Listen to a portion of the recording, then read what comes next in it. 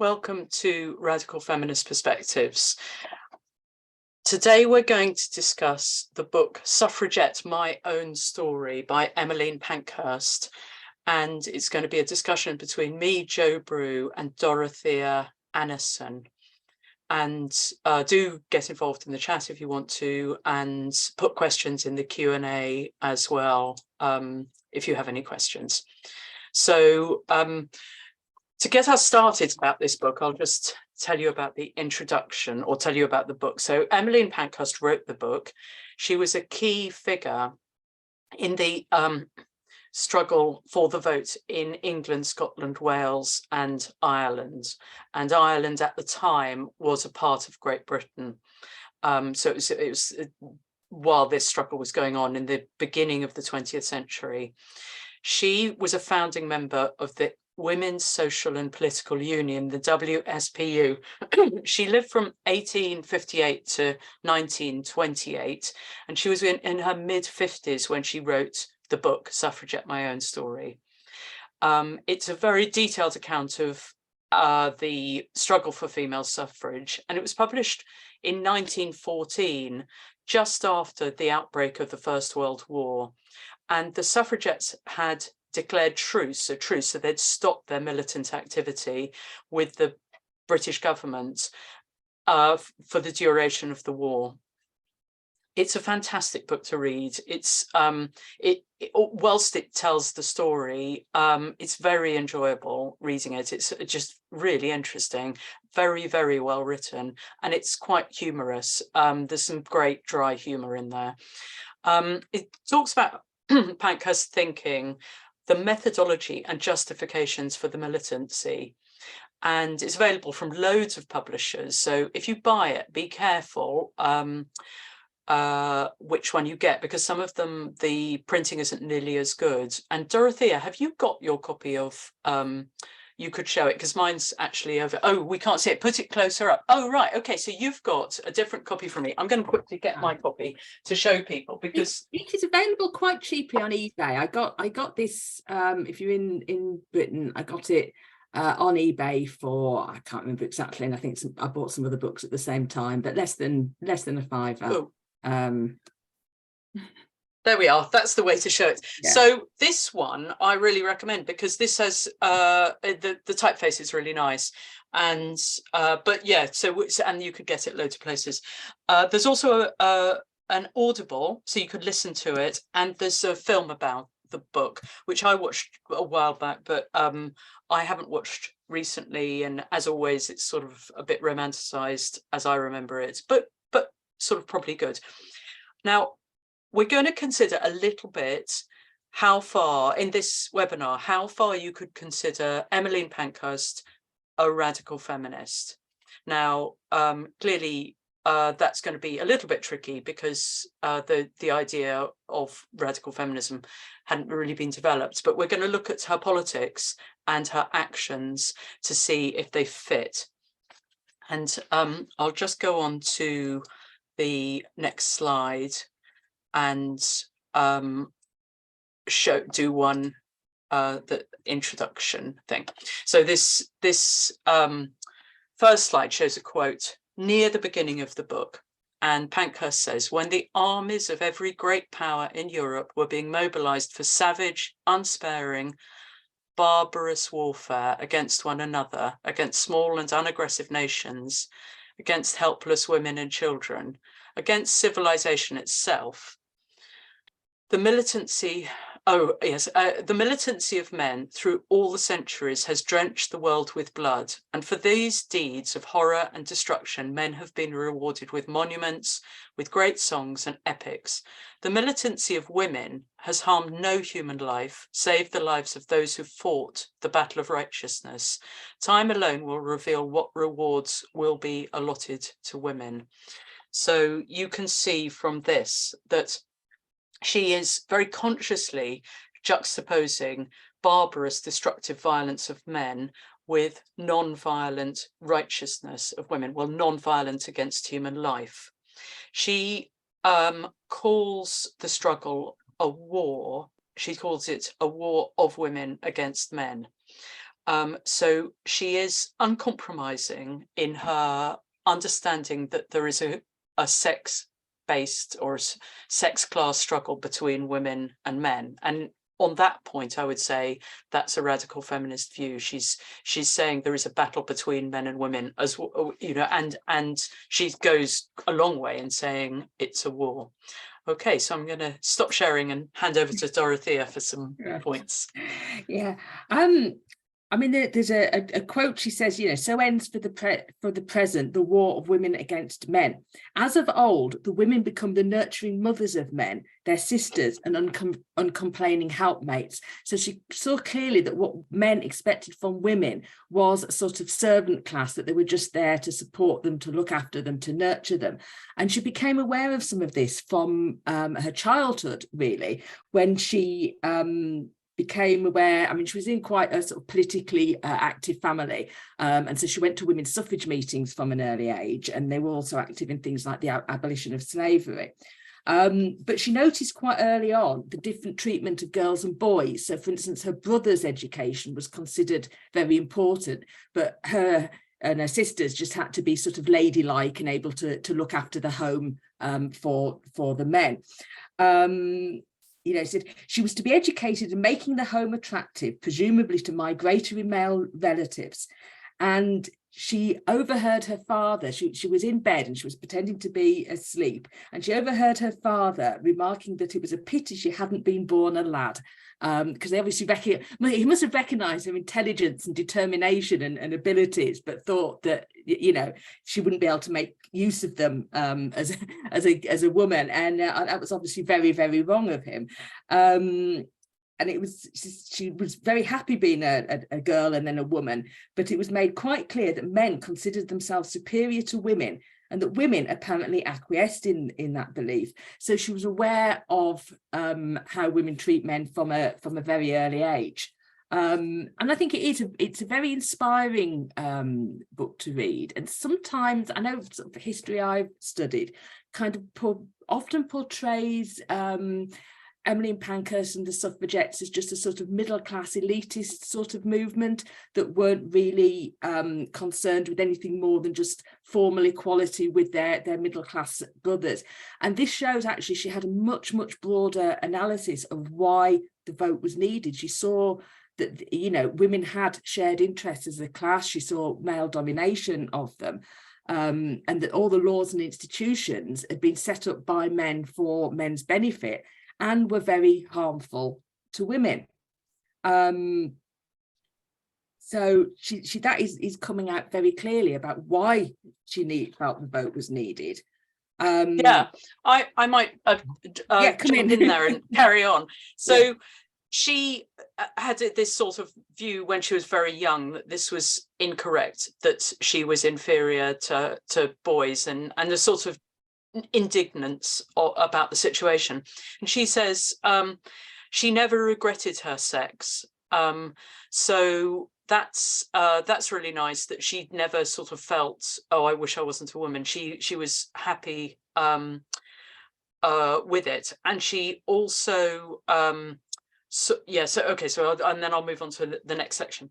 She was educated as a middle-class girl in order to, and the aim was to make a nice home for a husband or for male relatives. And she went to Paris, finishing her education from the age of about 15 to 18. And then she went back to Manchester and got married. And that brings us sort of back to the situation in Manchester, that her parents were politically active, and they were active in the struggle against slavery in the States. So she had been growing up in Manchester in a situation where many liberal, sort of left-wing, progressive people were abolitionists and were very in touch with what was going on in the States and were hearing those arguments. And she was read by her mum, Uncle Tom's Cabin, and was very sort of seeped in the activism for justice, for a range of different movements, and also against poverty. So, and then the guy she married, Richard Pankhurst, was a lawyer, and he was already active in support of the women's suffrage movement. And Pankhurst, in the book, says Richard Pankhurst, who became her husband, he was one of the pioneer men who she considered suffered in popularity for their feminist views. And that's the only time in this book that she uses the term feminist. But she doesn't call herself a feminist and say that there we were being feminists, but she considers that the views held by Pankhurst, Richard Pankhurst, were feminist. And that later on there were, I suppose always there have been arguments about what the word feminist means, but she used it in the positive way to mean the struggle for women's rights. If I'm not sure about it in other places, she used that. And then to say also that when she was 14, that was when she first consciously became a suffragist. So she uses the term suffragist as somebody working for women's rights and for women, the vote. So she was coming home from school and her mum was going to a suffrage meeting in Manchester, and she said she asked her mum if she could go with her. She didn't even drop her school books, and she went and heard a fantastic women's suffrage speech, and then she made a commitment herself to struggle for suffrage from then on. So she said it was one of the biggest sort of positive joys that her parents were activists, and it's a stroke of luck for anybody to have activist parents. Yeah, okay, so back over to you. Yeah, I mean, she recognized that some men had sort of assisted the cause of women's suffrage, but realised that actually they'd made very little progress. There'd been about 40 or 50 years of activities trying to push women's right to vote, and it hadn't actually got very far at the point that she founded her organisation, the Women's Social and Political Union, in 1903. And so she wanted it to be a different type of organisation that would be more radical, that would be more militant. They had the very famous slogan, "Deeds, not words." There'd been a lot of, books written and talking to politicians and, speeches made, but actually hadn't achieved the concrete change that was needed. And very importantly, the WSPU was women only. It wasn't it was specifically for women. So it was women working in their interests to get the vote, because she was getting very, very disillusioned with male political parties. Although she had been involved in male politics, so she'd been involved in the early Labour Party. She has a good analysis that I think we can learn from today in terms of some of our experiences with political parties that ignore women. Pankhurst sees working for men's political parties as doing men's work. She could see that men would accept women's services but not offer any kind of payment in terms of actually implementing policies and laws that benefited women.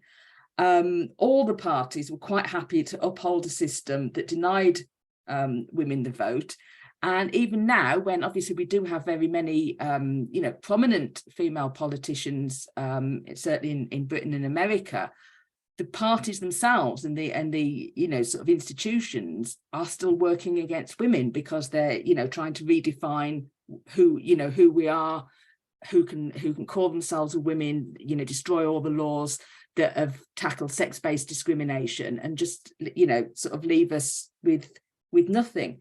I think, yeah, I mean, I'll just say, you probably see, Dorothea, that I've put that slide up saying, the Federation of Liberal Associations. So they were sort of the traditional more left-wing party. And then at this time, the Labour Party was coming in even further on the left, representing working men mostly, but working people to some extent.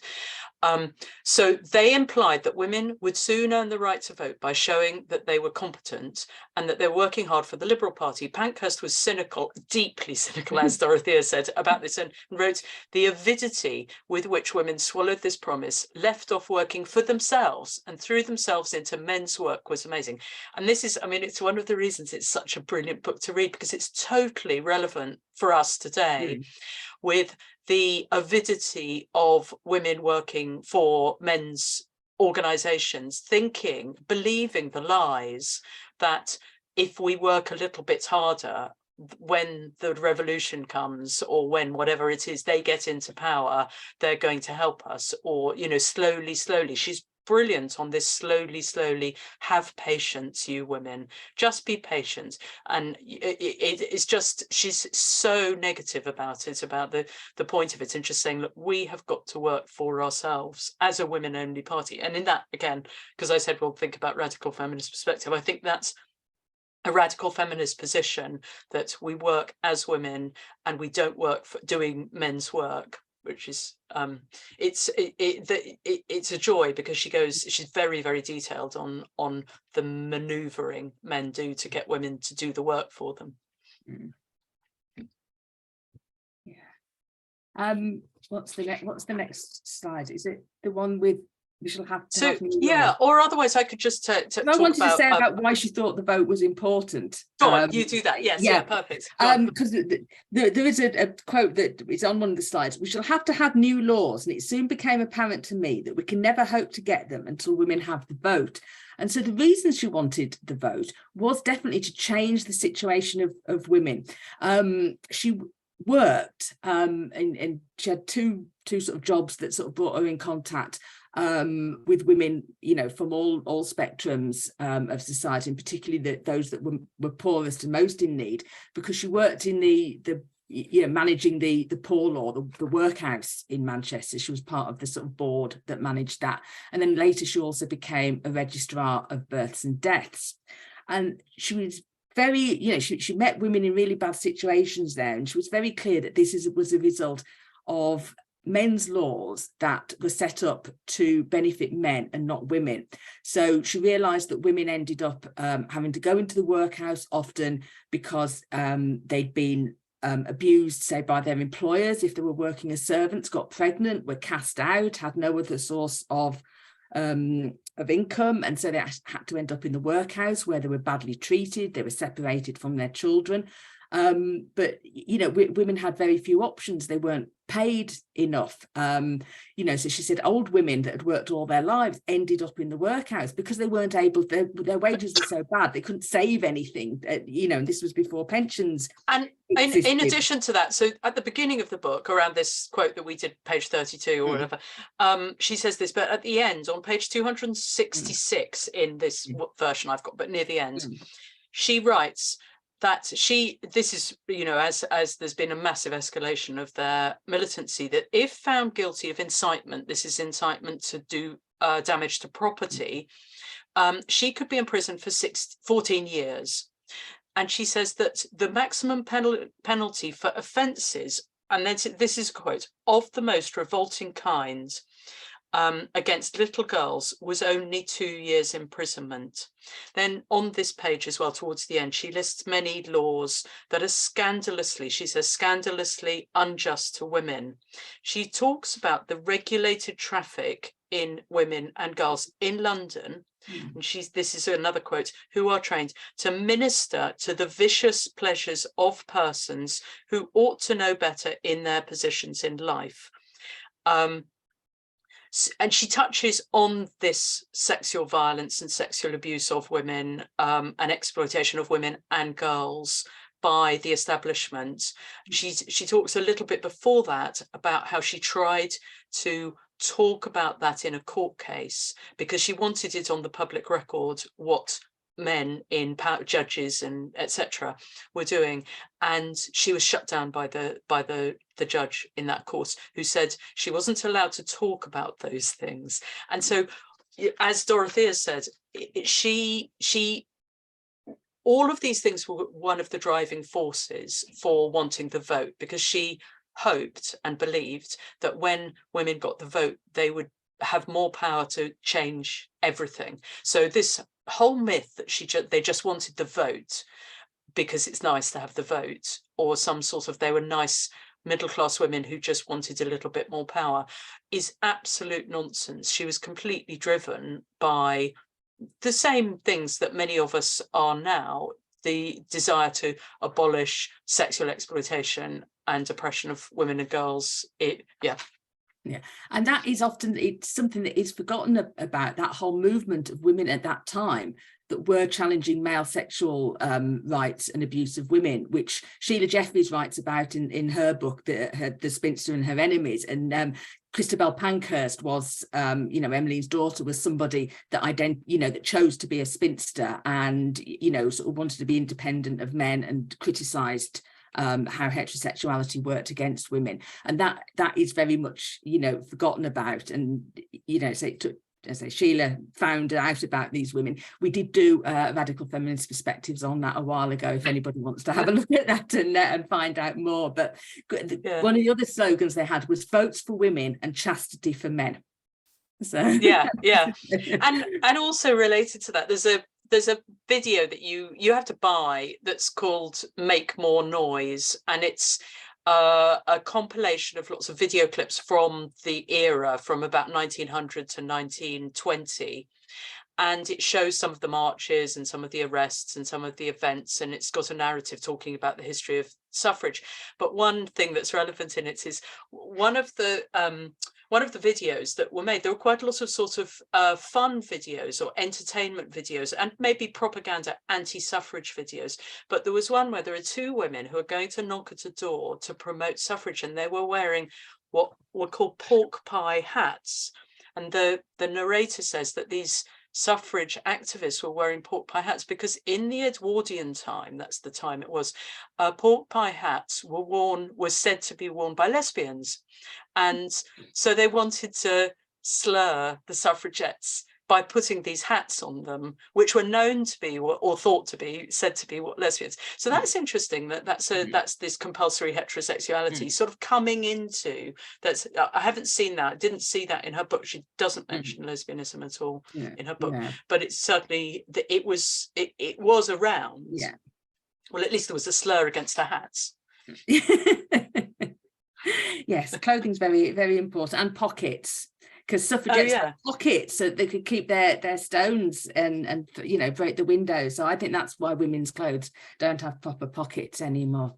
They could get all sorts of things under those big long skirts that they had to wear in those days. So one of the things it's why isn't this a set text in schools? Why aren't young women reading about this?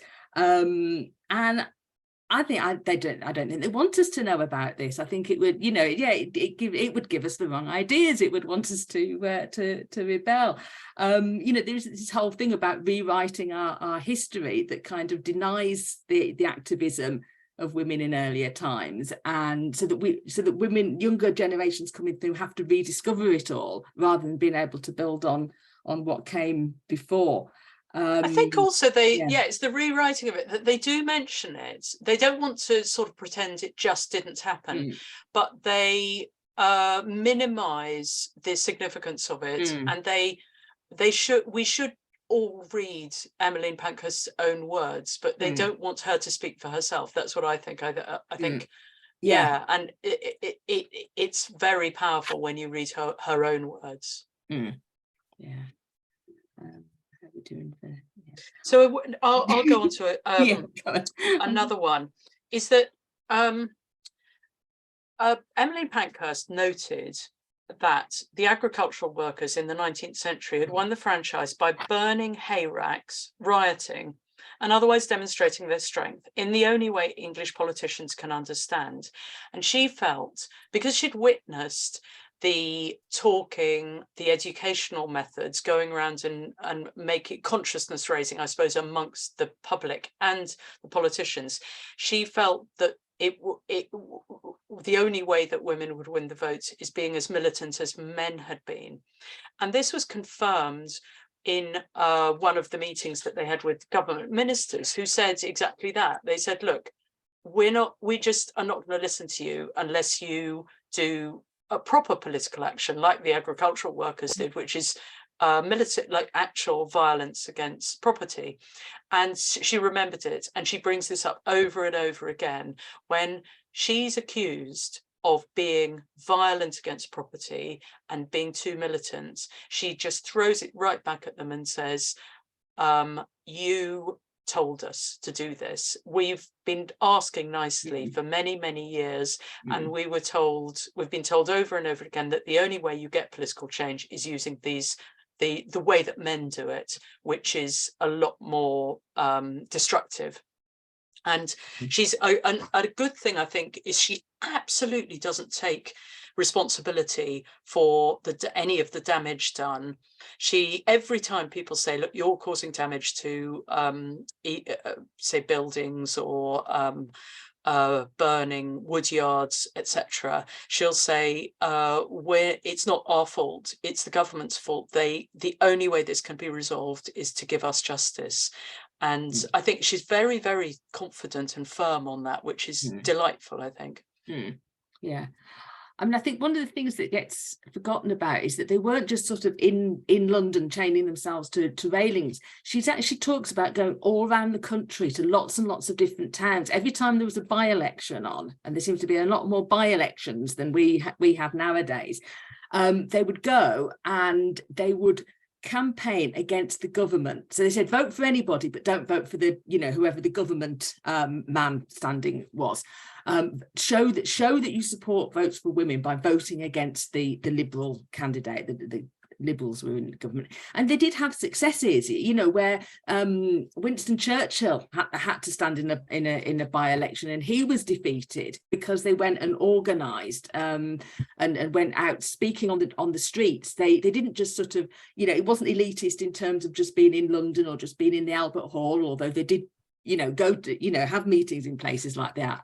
The Albert Hall. They went out on the streets in all sorts of towns all over Britain, and they actually faced violence and hostility. I mean, there's a thing where she talks about where her and her colleague were actually physically attacked by a group of men that were angry that their candidate had lost because of the work that the women had done.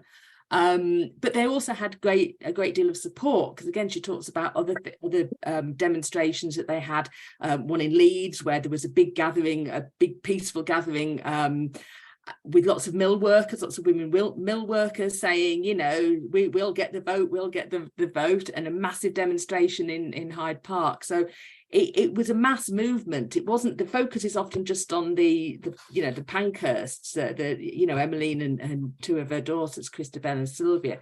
But this was a movement that was across the country that involved women of all sorts of types and backgrounds, and actually got out there and was talking to people. I mean, I just want to go back to when Emmeline Pankhurst was attacked by, I think there were clay cutters or some sort of manual workers in Devon, and she and the suffragettes had lost the Liberal Party the vote, and they were livid, these clay cutters, and they were attacking her, and the police stepped in, and it's the closest. When you read it, it seems as if that she thought she was going to die. There was a big a sort of barrel in the center of the area, and the men were pushing her towards the barrel, and she felt like her fate was she was going to end up in the barrel. And she doesn't say she was going to die, but she had been knocked out unconscious a few minutes before that. She was standing up again, she was being pushed over. The police came and saved her. What I think is really interesting is that, and it's the same thing we have as women now, is that on the one hand we want there to be a state, that we want the police, or we want some law and order to protect us from male violence on the street that men are often prepared to do. And, we're not getting it on the street at the moment, but we want there to be a structure in society that protects women. But we also know that the state often, their police are often the ones who are doing the oppression. And she's very clear about that in understanding that much of the time it's the police, like at Black Friday that happened in Parliament Square.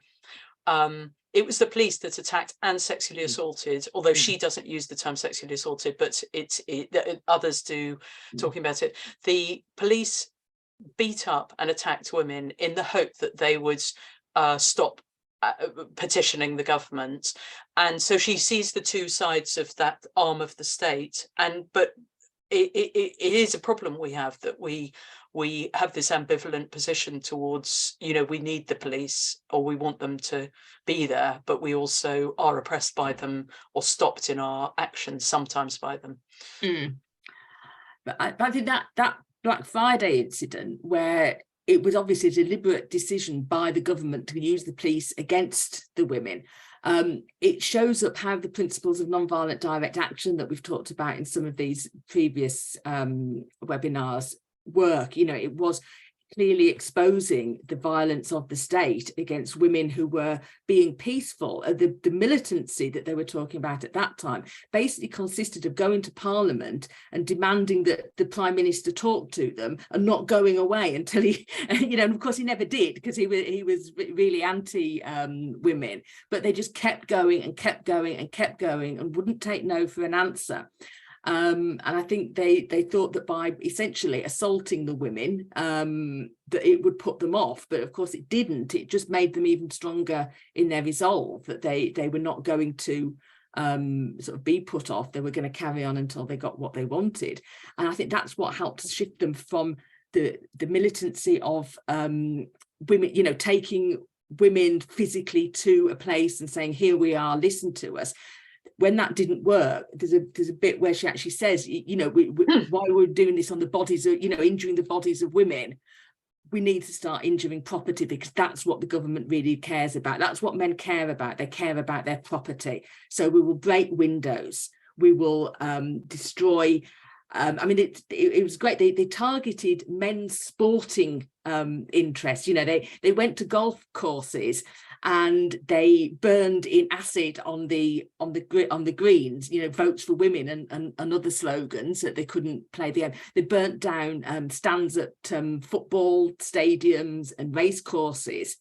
So it's definitely sort of, let's attack men at something they really care about, which is, you know, which is their sport and their pleasure. Yeah, and it's interesting that she there's a quote, and I can't find it, but she at one stage says, by attacking property, we are not doing wrong. This is in a court case towards the end of the book. She says, we're not doing wrong. What we're doing is, it's right, because where at the moment the world has incorrect values, where they're valuing, or they're prioritizing property rights over human rights. And our human rights, we want to reverse that and get the human beings to have priority over property rights. And that's really interesting in terms of how the radicalism over the fighting for women's right to vote is to do with everybody. And it's very what they were doing by, and her analysis was saying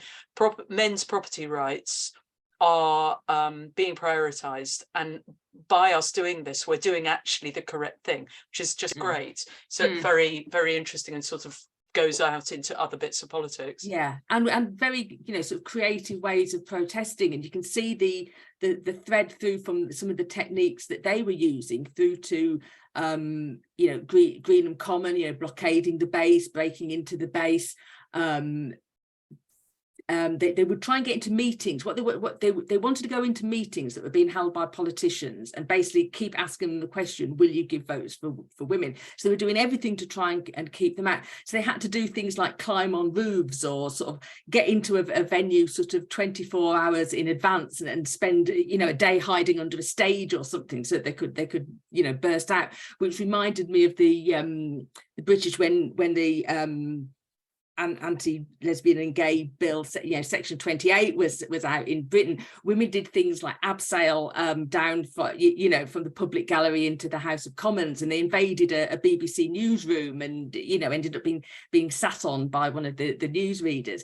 And so that kind of creativity of protest, I think, you know, that is something that I think a lot of women's activism has carried on, about like, how can we challenge. And I'm just going to go back to the so they've done they did loads of outdoor meetings in the late 19th century, sort of from 1890s onwards, and they got the message out. Then they formed the WSPU, which was women only, and what they went to meetings, like Dorothea said, to heckle, and it was absolutely understood and agreed that it was a right of men to go to political hustings when other, men were talking about being elected, and to heckle. Now that had happened until the women started turning up. And the moment the women started turning up, they would heckle. And she describes how the heckling happened, that people like Winston Churchill, who was a young politician at the time, he'd start off saying the most important issue of the day is, and then he was going to say whatever it was, and then Annie Kenny or someone would shout out, vote for women. And they were really good at it. So they would be heckling all these male politicians, and the establishment, the men, just weren't having it. So they started kicking the women out. And Pankhurst explains how they kicked out in 1905. There was a meeting that Christabel Pankhurst, Emmeline's daughter, and Annie Kenny were dragged away. Once outside, they were assaulted. Oh no, sorry, they were arrested on the charge of obstruction and assaulting the police. And this is the first time that they were given either fines or a jail sentence. And Emmeline says she offered to pay Christabel's fine. It was her daughter who didn't want her to go in prison. And Christabel said, no, we will get our question answered. That's when are you going to give votes for women, or sleep in prison tonight? And over the next few years, many, many women, thousands of women, went to prison as the question for votes for women remained unanswered. And in my back screen, I'll just show you it says from prison to citizenship. And it became, Pankhurst sort of talks about how she sort of moved to the belief, led by Christabel really, that much political action comes via prison, via being in prison. So she's extremely radical, more radical than pretty much any radical feminists are today. But it was a radical position, saying that we're not going to just pay the fine and stay at home. We're going to do this by being put in prison and showing what the state is doing, how much they will not tolerate us even heckling. And then she says that as a result of their heckling, they changed the rules. They changed the system for male political meetings, because it was all men then, and you had to buy a ticket to get in.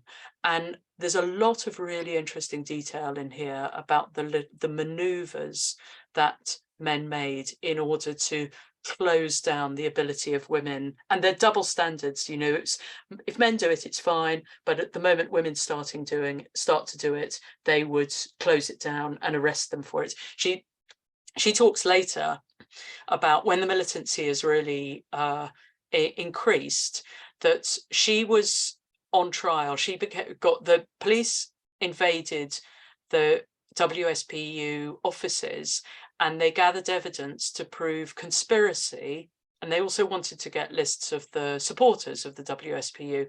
And they arrested the two leaders, the Pethicks and Emmeline, and they put them on trial for conspiracy to cause damage, like to break windows or burn houses down. And Pankhurst said, look, this is a complete double standard. At the moment in Ireland, this is because Ireland was trying to get free from Britain. In Ireland, there are men's organisations, well, men's and women's organisations, but drilling openly, advocating violence, and their leaders advocated violence against people, like killing people. In Hyde Park, they were allowed to advocate that form of violence, and they're allowed to stay free. And they had big houses, apparently, full of explosives in the north of Ireland from the Unionists, people who wanted to stay part of Britain. They didn't want, freedom for Ireland. They were allowed to do that militancy, which involved violence, men doing it, whereas the women asking for the right to vote were thrown in prison. So I think that's very interesting. She's very clear about that double standard. And also that the men were seen as political prisoners and got better treatment. Yes. And and whereas the suffragettes were just put in with the usual prisoners as criminals.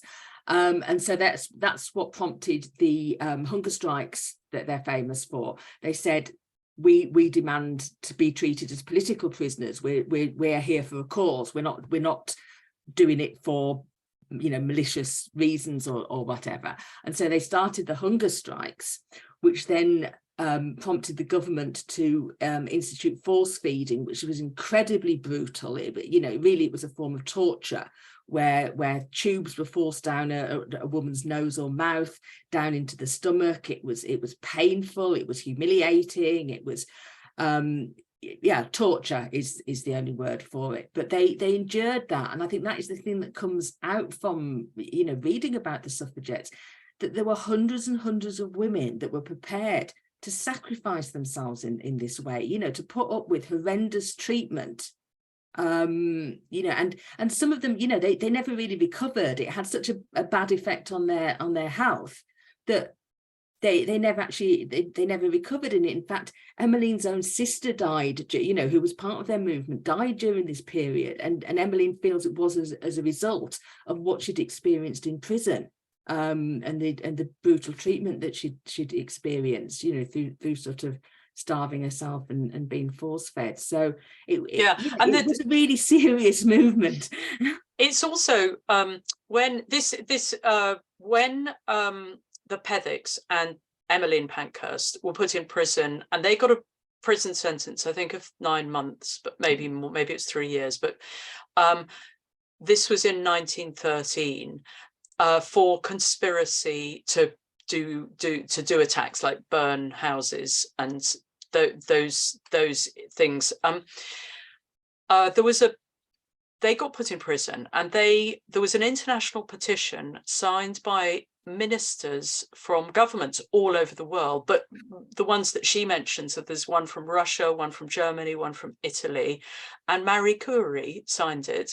And there's this international petition saying they should be political prisoners, so they should be in what was called the First Estate, which is really quite comfortable, and you'd have quite nice food. You could get your own food, you could have armchairs, nice clothes, etc. It's much better. And it was horrific in the Second and Third Estate, and so they had this international petition, and it was also supported by Keir Hardie, who was the leader of the Labour Party, the beginning, you know, the young Labour Party, who was saying, yeah, make them political prisoners. And the government agreed and said, yeah, they could be political prisoners. And so Emmeline and the Pethicks were happy because they were going to be transferred to the First Estate. And then they found out that it was only them.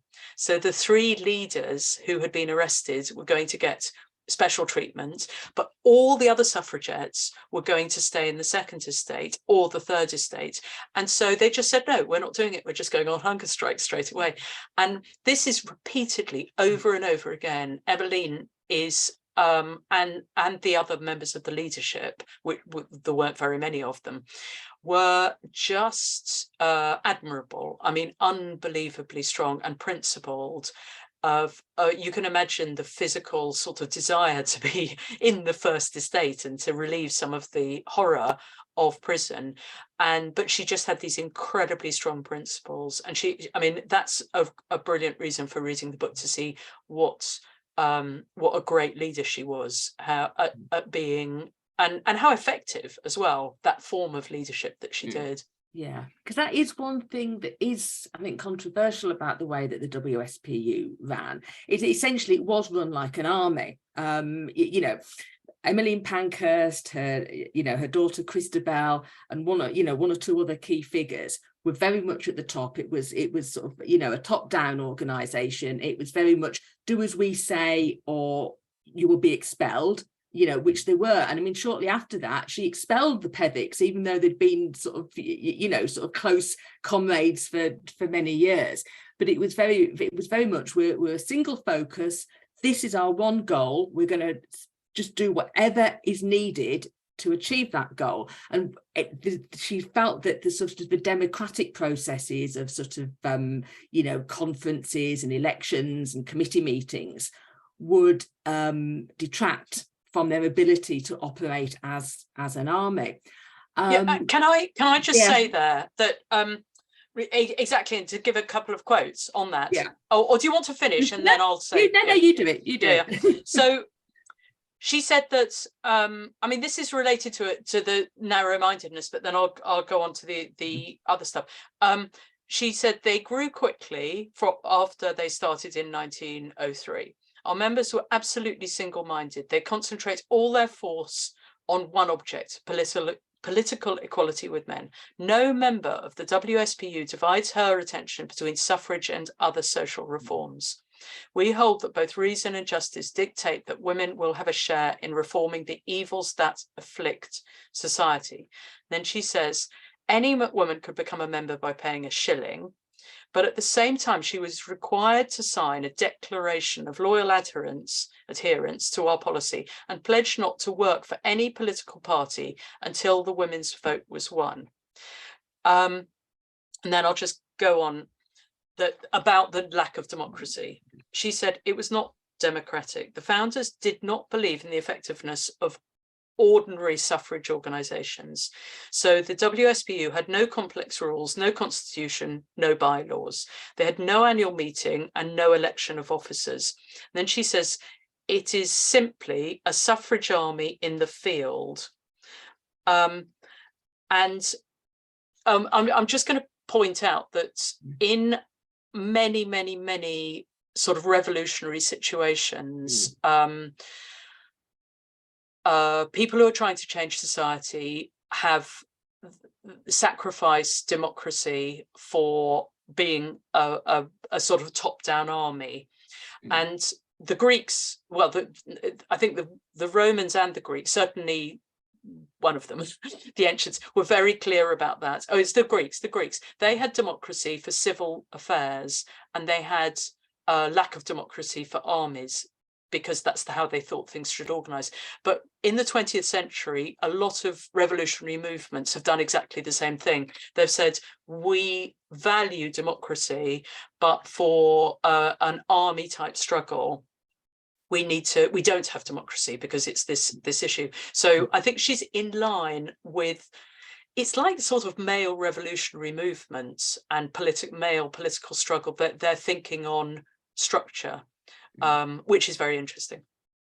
I just have slight reservation in that kind of very top-down leadership works excellently when you've got good leaders that make good decisions and sort of keep focus. It can go very wrong when if the leaders go wrong, and they can take things in a, there's a potential then for taking things in a dangerous direction, even becoming sort of cultish. And it's a balancing act. I mean, yes, I can see you've got to act quickly, you've got to be focused, you've got to not spend a lot of time talking, and conventional politics can be very frustrating. Sort of being in a mainstream political party, it feels like nothing gets done because it's all resolutions and motions and waiting for this, that and the other. But if we're going to organise an army, we do just have to be aware of the dangers of hierarchy, that it can have positive and negative. Yeah, and I would just say, in terms of the book and in terms of Emmeline, she didn't agree with that. She said, let's just go for it. Yeah. And because we're looking at the book, but I think Dorothea is making a point that actually probably is more in line with a lot of radical feminists, and because we're doing a radical feminist perspective, that's a key issue. That's a lot of radical feminist thinking will be more nervous or sort of concerned about lack of democracy. So in that way, we could perhaps say Emmeline Pankhurst was not particularly in line with what, I mean, it's very undefined what radical feminism is, but I think that you would not be surprised for people to say they weren't very happy with the lack of democracy. Radical feminists, many would say that. So that's interesting, isn't it? That, there are some things that we really admire her for, and some things that quite a few would not appreciate. Or would be worried. Your concern is concern. Because the military is not generally friendly to women, and not generally something we would want to copy, I think. But anyway, you see, I would say I actually disagree, because I sort of think that it's a sex role stereotype for us to be nice, and so I do disagree. I agree with Pankhurst on this, but we could disagree. It's of course fair enough. Fair enough, yes. So in fact, related. That's the thing. related to that, so she says in the book on page 63, we adopted Salvation Army methods. We went into the highways and byways after converts. We discarded, and this is a quote, conventional notions of what was ladylike, and we took suffrage to the general public in a manner that amazed and scandalized other suffragists. And in that way, that's quite in line with some of the radical feminist things, that we are more grassroots, more and sometimes we're thought to be not ladylike and a bit scandalous. So that's interesting. Yeah. And she was happy to do that. Yeah. Yeah, we haven't got much time left, what should we? Sorry, Yeah, I've lost my place now. Sorry, I was too busy talking. I've lost the place. yeah. So, well, I think the people in the women in the chat are sort of agreeing that suffragettes shouldn't have been nice and should have, just got on with it. And yeah, so I think they're definitely pro Emmeline's approach. So that's good. We can't be nice, and we can't be. And democracy doesn't always get us anywhere. And have we got democracy anyway? Which is a good point as well, when you consider how the sort of laws are being forced through that have such an effect on women, and women's voices aren't being heard. That is just so the same, the same as what was happening at that time.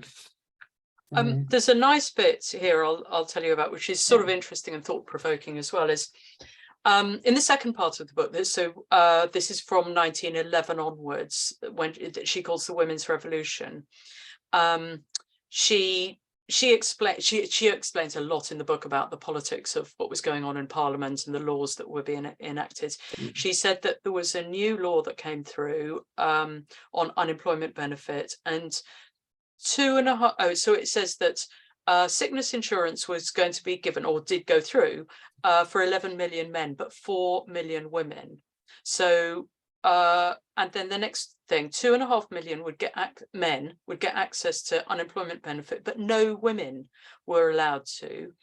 Women got lower benefits for the same premium as men, and there was no form of insurance for wives, mothers and daughters who spent their lives working for the family. It penalised women for staying at home, which this is a quote, which most men agree is women's only legitimate sphere of activity. So there she is, right in there, looking at the role of the economic discrimination against women, that women are forced to stay at home, or encouraged, really pushed into the home, but then get no benefits and no recognition for that unpaid sphere that has been developed very much, a lot of thinking about it. But she was very conscious of it and very annoyed about it, and talks about it, and also the unfairness of a lot of the laws. And then she also says any benefits due to women were paid to their husbands, not to the women directly. Again, really, really detailed, like livid analysis of the situation. And then I'll just read this. This is the nice bit, this sort of interesting bit. She then talks about why women, the suffragettes, started breaking windows. We don't want to use any weapons that are unnecessarily strong. If the argument of the stone, that time-honoured official political argument, is sufficient, then we will never use any stronger argument. And then she says, what really matters is, are we going to effect change? She says, does not the breaking of glass produce more effect on the government? If you are fighting a battle, that should dictate your choice of weapons. We only go as far as we are obliged to go in order to win.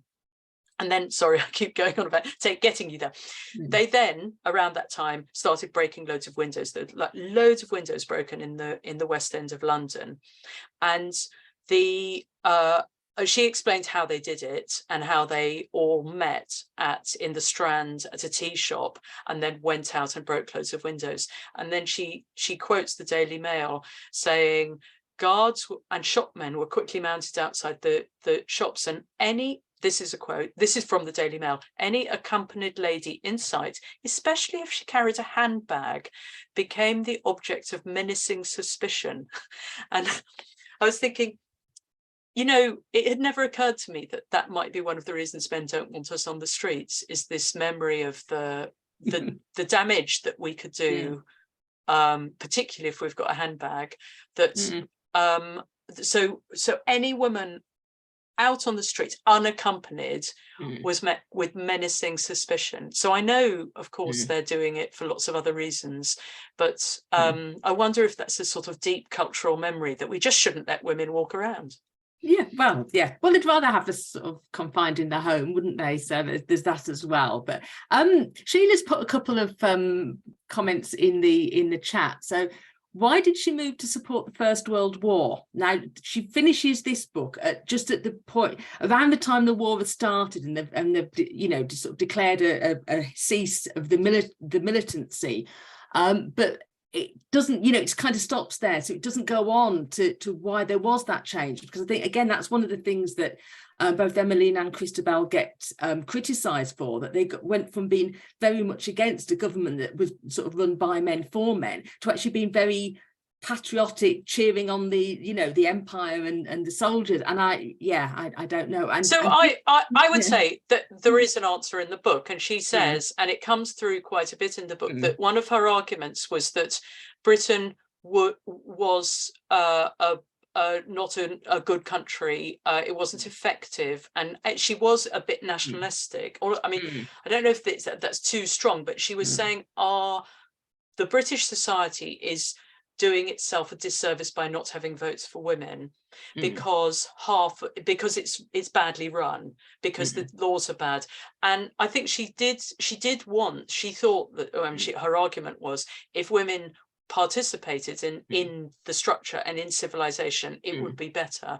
And so in order to so I think she was not against the state, that she wanted to participate, and she believed that once we got the vote, that massive changes would happen. Which is interesting then. I'll come in, because Sheila's other question was, did the vote actually make a difference? And she says that she attended a demonstration on one of the anniversaries of getting the vote with a banner saying it was all a con. It hadn't got anywhere. So yeah, I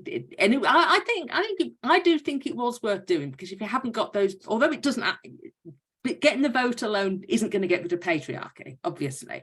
But if you haven't even got the vote, you're even more powerless than you should be. So I do think the what they went through and the activism, it didn't achieve what they hoped to, because they wanted to end some of the male laws that were damaging to women. It didn't happen, but I don't think that made them wrong to do it. I would also say that she probably, she was quite aware of some of the changes that were happening as women were thinking like they were getting the vote, and also that it was, because one thing she says is that at the beginning of the 20th century, the male political parties were defanged. It became that MPs had no power, because they basically just had to do what the leadership said. So they were really couldn't actually do democracy, and she's quite clear about that. And I think she noticed how little power democracy afforded the people, the voters.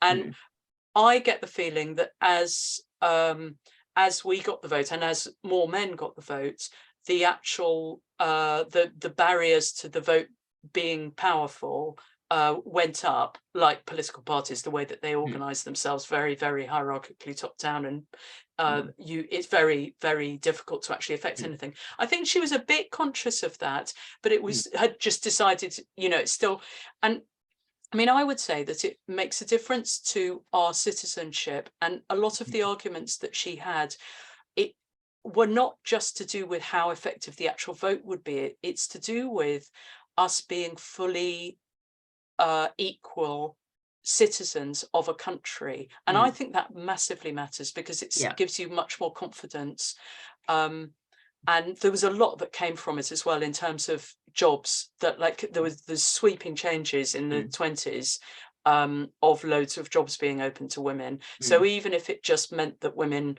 it meant that women could be lawyers, etc. That made a difference. It's still steps on the way. I mean, it's not getting the vote and citizenship and access to the professions isn't perfect, but it's better than, you know, it's not going to lead to the end of patriarchy, but it's better than it not happening. You know, it's like steps on the way, isn't it? So yeah.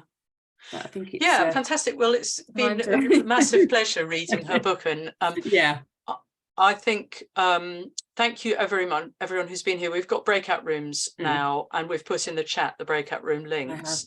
Next week we're going to have a discussion with quite a few women on the panel, and we're going to talk about what is radical feminism. Now, there's 125 of us here today, and it would be really useful if anybody has thought about it, or I guess loads of us have, but if you have got any ideas or you've written anything about what is radical feminism, or even a few bullet points, if you could get them ready and put them in the chat, or email them to Women's Declaration, info@womensdeclaration.com beforehand. What we're aiming to do is have a discussion, and it will probably be a bit messy because you know, there are many different views about it, but one of the reasons we want to do it in this radical feminist perspectives, and we think it's important, is there are a few moves at the moment, well, in 2022 there were, and it seems to be increasing, of radical feminism, the term being declared to be trans inclusive of men who say that they're women. And we're thinking it would probably be good if we could come up with something, a statement or a document that says some of the things we think radical feminism is. And following Dorothea's idea, well, she didn't say we should do this, but in a tradition of radical feminism, we're going to try and do it in a very non-hierarchical way and inclusive way, so we get loads of our views in. So if you have got any views, come along, put them in the chat. We're going to try to work towards getting some sort of document that we agree with, and that will hopefully be something that we can use to counter this idea that all good radical feminists think that trans women are women, which we don't. Yeah, thank you for coming, everybody, and see you. Yeah, bye-bye. See you next week, hopefully. Bye.